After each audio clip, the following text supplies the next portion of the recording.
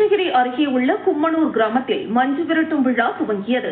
இதில் பாரம்பரிய முறைப்படி ஊர் எல்லையம்மனுக்கு கிராம மக்கள் பூஜைகள் செய்து மஞ்சு விரட்டும் விழாவினை நடத்தினர்.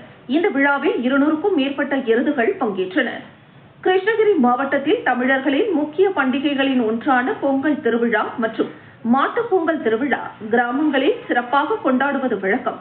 தமிழர்களின் பாரம்பரியத்தை பறைசாற்றும் விதமாக நடத்தப்படும் இந்த மாட்டுப் பொங்கலின் போது விவசாயிகள் தங்களின் உற்ற தோழனாக விளங்கும் கால்நடைகளுக்கு பொங்கல் வைத்து வழிபாடு நடத்தி வழிபடுவது வழக்கம்.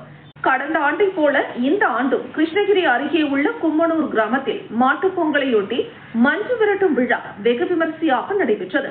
திப்பனப்பள்ளி முன்னாள் ஊராட்சி மன்ற தலைவர் கிருஷ்ணன் தலைமையில் நடைபெற்ற இந்த விழாவின் போது ஊர் மைய பகுதியில் அமைந்துள்ள ஊர் எல்லையம்மனுக்கு ஆடுகள் பலியிட்டு சிறப்பு பூஜைகள் செய்யப்பட்டது. இதனைத் தொடர்ந்து கிராமத்தின் நடுவே தடுப்புகள் அமைக்கப்பட்டிருந்த இடத்தில் மஞ்சு விரட்டும் விழா நடைபெற்றது. இதில் திப்பனப்பள்ளி, கும்மனூர், தாசிரிப்பள்ளி மற்றும் அதனை சுற்றியுள்ள பல்வேறு இடங்களில் இருந்து தங்களது 200க்கும் மேற்பட்ட கால்நடைகளுக்கு சிறப்பு பூஜைகள் செய்தும் வண்ண வண்ண தடுக்களை அணிவித்து அழைத்து வந்தனர்.